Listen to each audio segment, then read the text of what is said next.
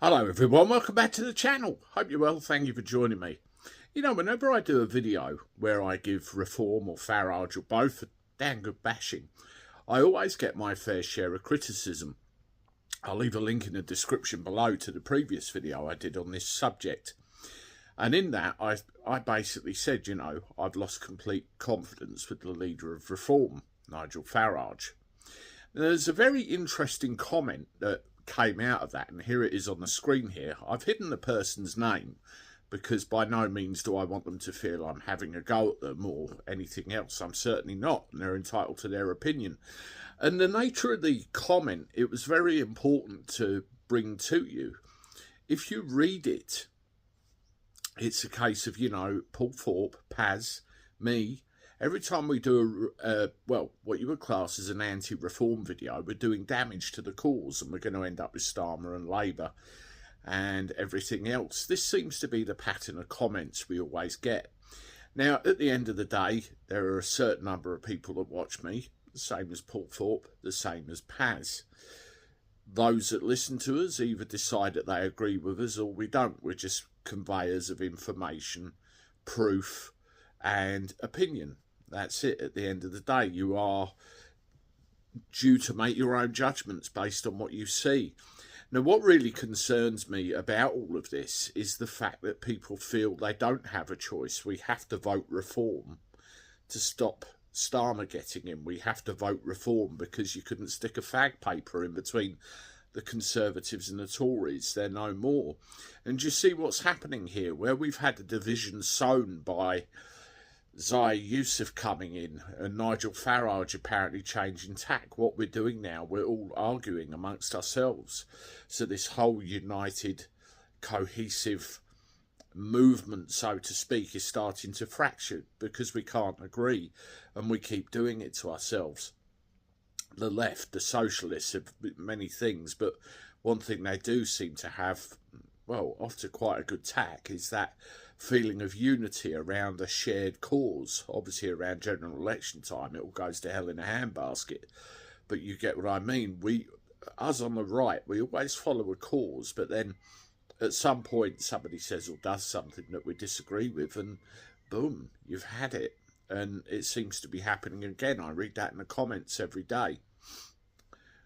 I mentioned the election system in this country. It is broken.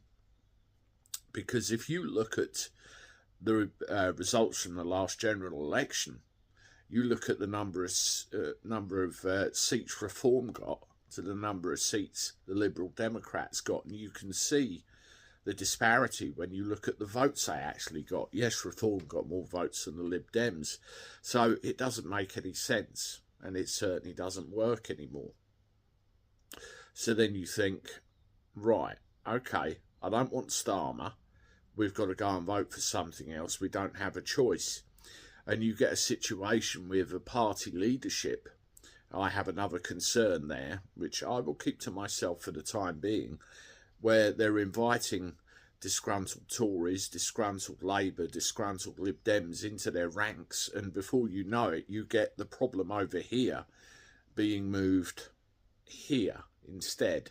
So, in effect, you've got a party full of problems, and that's no reform at all. Even you've got to admit that if you disagree with the tack I'm taking. But one thing that we must concentrate on to change this is uniting the side, all talking from the same song sheet, because if we don't, then this country's doomed. If you look at some of the things that's going on in the news at the moment, with where our money's going, with standards of education, you've only got to look at what's happened with Ofsted.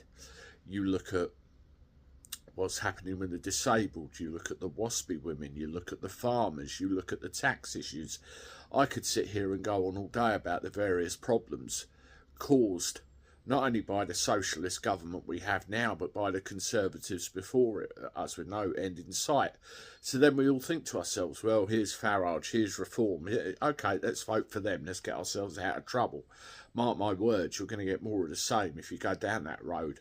Look into the histories of the people that are coming over to Reform. They're importing trouble I just feel like it's going to be Tory 2.0 before you know it. We need to wake up. Now let's go back to the voting. Do you know how many people voted, or the percentage of people in this country that voted in the 2024 election? 59% of the country voted. Yes, 59%. Well, there's roughly 67 million people in this country that we know of. Do the maths. That means there's well over 20 million people that didn't bother to vote. 20 million.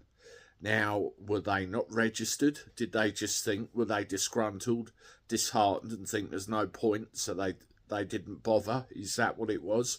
Well, have a look at this pie chart here that I found. It's quite interesting, and it tells you how many people voted as a percentage, how many didn't, and how many weren't registered. And you can really get a good visual representation of what's going on there.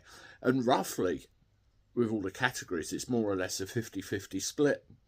And look at the massive majority there that Labour ended up with. So when they say they got 60% of the vote, 70%, but whatever it happened to be, if you look at it as a percentage of the people in this country, that's what we always have to look at, the electorate rather than the turnout. It wasn't very much at all. So you've got roughly 40% of the country who took no action. 40% of the country that could have made a difference here. Those are the ones that need targeting. Out of that 40%, how many are of the left? How many are of the right? How many are old? How many could have got out and voted? How many could have made a difference? Those are the ones that need bringing into the fold along with everybody else. They could have changed the face of this country forever. They could have changed the direction of this country forever. And for some reason, no matter what it is, they're disheartened, disgruntled, not bothered. Something else maybe have taken them away from feeling the need to vote, to have their say. Those are the people we need to bring out from the cold into the warm. You say there's no other choice. And I always maintain, even with the first past the post system, that if enough people vote for a party in their millions, despite the first past the post system, that party will win. Nobody seems to grasp that very simple fact. The first past the post system is beatable if, and I mean if, people wake up, don't take everything that comes out the TV box at face value, and come out and vote with your feet. We have got to do something. Otherwise, we are all lost. Let me know what you think. Have a look at these videos, and as always, I look forward to talking to you soon. Toodaloo.